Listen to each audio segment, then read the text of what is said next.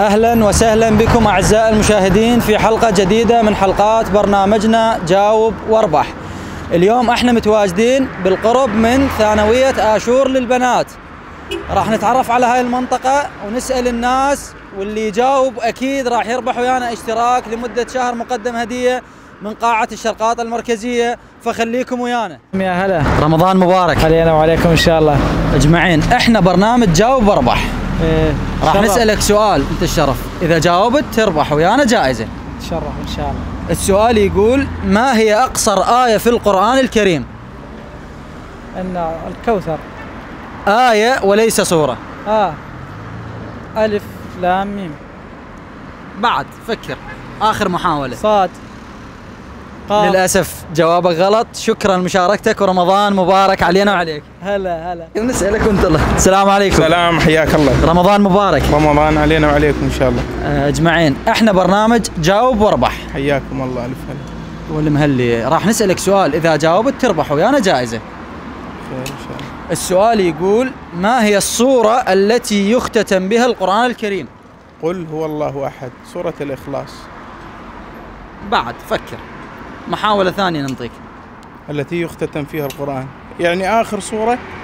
ما هي السورة التي يختتم بها القرآن الكريم؟ الإخلاص. للأسف جوابك غلط. شكرا لمشاركتك ورمضان مبارك علينا وعليك. حياكم الله. الله حياك. رمضان مبارك على الجميع. ايش اسمك؟ عبد الكريم. عبد الكريم. سعدون. حياكم الله شباب. احنا برنامج جاوب واربح. نعم. راح اسألكم سؤال، اللي يجاوب يربح ويانا جائزة مقدمة من قاعة الشرقاط المركزية. السؤال يقول: ما هي أقصر آية في القرآن الكريم؟ الإخلاص. آية وليس سورة. ما أعرف. شكرا لمشاركتكم ورمضان مبارك علينا وعليكم. السلام عليكم. عليكم السلام ورحمة الله وبركاته. رمضان مبارك علينا وعليكم إن شاء الله أجمعين. احنا برنامج جاوب واربح. راح نسألك سؤال، إذا جاوبت تربح ويانا جائزة. حياكم. السؤال يقول: ما هي أقصر آية في القرآن الكريم؟ الإخلاص. آية وليس سورة. الإخلاص سورة. أقصر آية.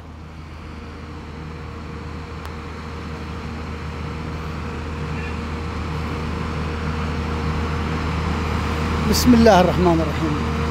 للأسف جوابك غلط. شكرا لمشاركتك ورمضان مبارك علينا وعليك. هلا هلا. السلام عليكم. عليكم السلام ورحمة الله. رمضان مبارك علينا وعليكم. برنامج جاوب واربح. نسألك سؤال، إذا جاوبت تربح ويانا جائزة إن شاء الله. السؤال يقول: في أي سورة ذكر اسم الله في كل آياتها؟ غير سؤال. غير سؤال. ما هي السورة التي تعدل ربع القرآن؟ سورة الكرسي. العفو، لا، الإخلاص أعتقد. الإخلاص ثلث القرآن، نريد ربع القرآن. ربع القرآن. والله. شكرا لمشاركتك ورمضان مبارك علينا وعليك. علينا وعليكم. مستمرين وياكم أعزائي المشاهدين في جولتنا بالقرب من ثانوية آشور للبنات، فخليكم ويانا. السلام عليكم. حياك الله. هلا، حياك. رمضان مبارك علينا وعليكم ان شاء الله. احنا برنامج جاوب واربح. راح نسألكم سؤال، اللي يجاوب يربح ويانا جائزة. السؤال موجه لكم عام. السؤال يقول: ما هي أقصر آية في القرآن الكريم؟ ألف لام ميم.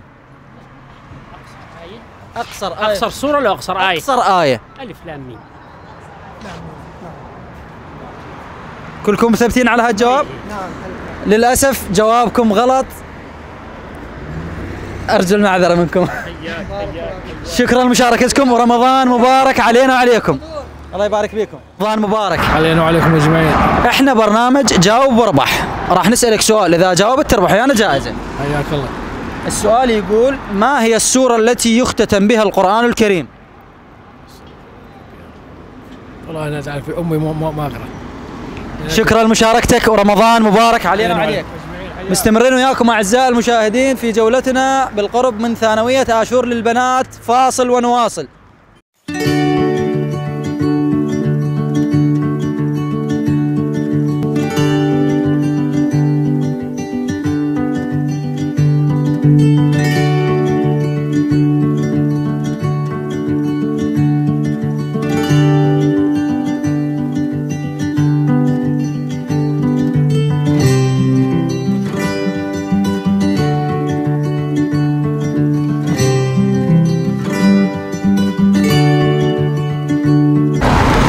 رجعنا وياكم من الفاصل أعزائي المشاهدين، والآن نلتقي مع أحد المواطنين. السلام عليكم. عليكم السلام ورحمة رمضان مبارك علينا وعليك أجمعين إن شاء الله. اللهم آمين. احنا برنامج جاوب واربح. إيه راح نسألك سؤال، إذا جاوبت تربح ويانا جائزة. بس لا سؤال صعب. أنت وحظك بعد. إيه بالدين مو حيل. السؤال يقول: ما هي السورة التي يختتم بها القرآن الكريم؟ عيد السؤال. ما هي السورة التي يختتم بها القرآن الكريم؟ ما أعرف. شكرا لمشاركتك ورمضان مبارك علينا وعليكم. الجميع إن شاء الله. أحد يشابه، خلي نسأل. السلام عليكم ورحمة الله. رمضان مبارك. علينا وعليكم أجمعين. احنا برنامج جاوب واربح كل الحلال. والمهلي. راح نسألك سؤال، إذا جاوبت تربح ويانا جائزة. إن شاء الله. السؤال يقول: ما هي أقصر آية في القرآن الكريم؟ أقصر آية الفاتحة؟ آية وليس سورة. آية. شكرا لمشاركتك ورمضان مبارك علينا وعليكم. السلام عليكم. رمضان مبارك. جميعا ان شاء الله. برنامج جاوب واربح. نسألك سؤال، إذا جاوبت تربح ويانا جائزة. السؤال يقول: ما هي السورة التي يختتم بها القرآن الكريم؟ سورة الإخلاص. فرصة ثانية راح أنطيك بعد، فكر.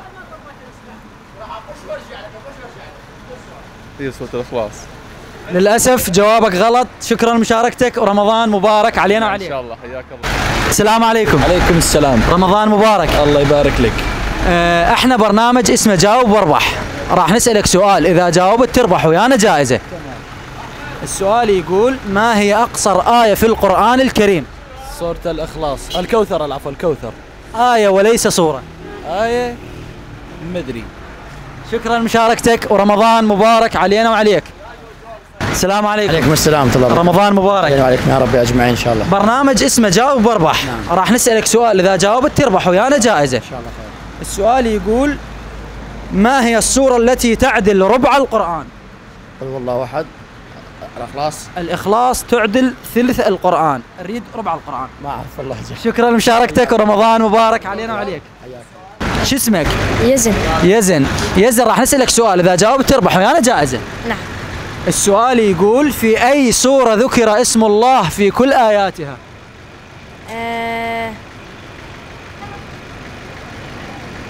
الإخلاص. للأسف جوابك غلط. شكرا لمشاركتك ورمضان مبارك علينا وعليك. السلام ورحمة الله غالب. رمضان مبارك. عليك وعلينا إن شاء الله يا رب. ايش اسمك عم؟ صالح. صالح. ضياء. أهلا وسهلا بكم. احنا برنامج اسمه جاوب واربح. حلو. راح نسألكم سؤال، إذا جاوبتوا تربحون ويانا جائزة. حلو.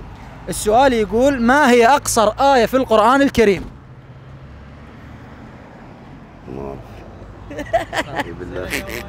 جاوب أنت تعال. يصير عادي. كوثر. آية وليس سورة. مدهامتان. جوابك صحيح، وربحت ويانا اشتراك لمدة شهر مقدم هدية من قاعة الشرقاطة المركزية للرشاقة وبناء الأجسام. هاي البطاقة راح تدخلك للقاعة لمدة شهر مجانا. شكرا لمشاركتكم ورمضان مبارك علينا وعليكم. السلام عليكم. عليكم السلام ورحمة الله. رمضان مبارك علينا وعليكم إن شاء الله يا رب. أستاذ أحمد معرف. أستاذ محمد. بالصدفة التقينا مع أبطال من مدينتي. هذول الأبطال فريق صناع الأمل. كانوا يوزعون السلات الغذائية على الفقراء والمساكين. راح نسألهم. احنا برنامج جاوب واربح. راح نسألكم سؤال، اللي يجاوب يربح ويانا جائزة مقدمة من قاعة الشرقاطة المركزية. السؤال يقول: ما هي السورة التي يختتم بها القرآن الكريم؟ اليوم أكملت لكم دينكم. سورة وليس آية. سورة الناس. الكوثر. مثبت؟ ثبت.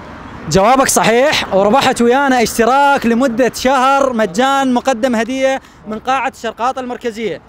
هاي البطاقة راح تدخلكم القاعة الشرقاطة المركزية، وشكرا لكم على مبادرتكم، والمايك لكم.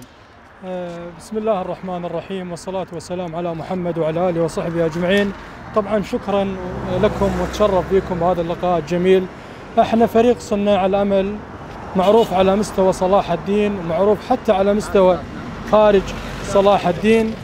المرة الثانية حملة رمضانية في هذا الشهر الفضيل. أجرينا العديد من الحملات لحد الآن 38 حملة مرضية في كل صلاح الدين، من البيجي إلى العيثي إلى الساحل الأيسر. هذه العمليات كلفت مبالغ ضخمة.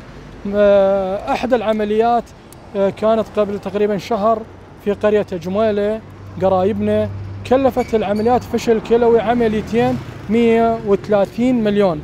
بفضل الله عز وجل وفضل الناس الخيرة تم جمع المبلغ بدون أي تدخل سياسي. طبعا احنا مشروعنا هو عمل إنساني خير، ما بأي جهة سياسية ولا ندعم أي جهة سياسية مهما كانت. ندعو الله إن شاء الله يا ربي الله يشافي كل مريض، وشكر وجزيل لكم. نتمنى لكم الموفقية والنجاح. أخوكم أحمد الجواد الملالي، فريق صناع الأمل. شكرا لمشاركتكم ورمضان مبارك علينا وعليكم. السلام عليكم. السلام، حياك. رمضان مبارك علينا وعليكم ان شاء الله. شو اسمك استاذ؟ صدام محمد. صدام. عدي. ماجد. اهلا وسهلا بكم. احنا برنامج اسمه جاوب واربح. حياكم الله. راح نسالكم سؤال، اللي يجاوب يربح ويانا جائزه مقدمه من قاعه الشرقات المركزيه. حياكم الله. السؤال يقول: في اي سوره ذكر اسم الله في كل اياتها؟ من كل الآيات. الرحمن. التوبة. الرحمن. للاسف جوابكم غلط. شكرا لمشاركتكم ورمضان مبارك علينا وعليكم. حياكم الله. السلام عليكم. رمضان مبارك علينا وعليك. شو اسمك؟ عدنان. عدنان. صباح. فؤاد. مهند. عارف. اهلا وسهلا بكم شباب. احنا برنامج اسمه جاوب واربح. راح نسألكم سؤال، اللي يجاوب يربح ويانا جائزة. السؤال يقول: ما هي السورة التي تعدل ربع القرآن؟ على صباح انا ما اعرف. البقرة. آلة العمران. آل عمران. آية الكرسي. للأسف جوابكم غلط. شكرا لمشاركتكم ورمضان مبارك علينا وعليكم. مستمرين وياكم أعزائي المشاهدين في جولتنا بالقرب من ثانوية آشور للبنات. خليكم ويانا. وعليكم السلام. هلا بأخوي. رمضان مبارك علينا وعليكم على أمة محمد أجمعين. احنا برنامج جاوب واربح. نعم. راح نسألك سؤال، إذا جاوبت تربح ويانا جائزة. نعم. السؤال يقول: ما هي السورة التي تعدل ربع القرآن الكريم؟ سورة البقرة. بعد فكر، من الصور اللي صايرة بالأخير. الكهف. للأسف جوابك غلط. شكرا لمشاركتك ورمضان مبارك علينا وعليك. السلام عليكم. وعليكم السلام ورحمة الله. رمضان مبارك علينا وعليكم إن شاء الله. شو اسمك؟ صفاء. تمام. أهلا وسهلا بكم شباب. احنا برنامج جاوب واربح. راح نسألكم سؤال، إذا جاوبتوا تربحون ويانا جائزة. تمام. السؤال يقول: ما هي السورة التي تعدل ربع القرآن الكريم؟ آية الكرسي. سورة الإخلاص. الإخلاص تعدل ثلث القرآن. احنا نريد ربع القرآن. الكوثر. للأسف جوابكم غلط. شكرا لمشاركتكم ورمضان مبارك علينا وعليكم. السلام عليكم. رمضان مبارك عليكم. الله يعزك. احنا برنامج جاوب واربح. راح نسألكم سؤال، اللي يجاوب صحيح يربح ويانا جائزة. السؤال يقول: ما هي السورة التي تعدل ربع القرآن الكريم؟ الصورة التي تعدل ربع القرآن الكريم. سورة البقرة ولا سورة يوسف أم لا؟ قل الله احد. قل هو الله احد. الإخلاص تعدل ثلث القرآن. احنا نريد ربع القرآن.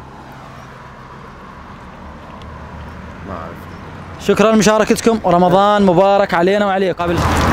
السلام عليكم. عليكم السلام. رمضان مبارك علينا وعليكم يا جماعة. احنا برنامج جاوب واربح. راح نسألك سؤال، إذا جاوبت تربح ويانا جائزة إن شاء الله. السؤال يقول: ما هي السورة التي تعدل ربع القرآن الكريم؟ آية الكرسي. من الصور القصار. والسورة القصار. سورة البقرة. للأسف جوابك غلط. شكرا لمشاركتك ورمضان مبارك علينا وعليك. وسهلا. والمهلي رمضان مبارك علينا وعليكم إن شاء الله. الله أكرم. شلونكم؟ الحمد لله. احنا برنامج اسمه جاوب واربح. يا الله خير إن شاء الله. نسألك سؤال إذا جاوبت تربح ويانا جائزة. يا الله. إن شاء الله.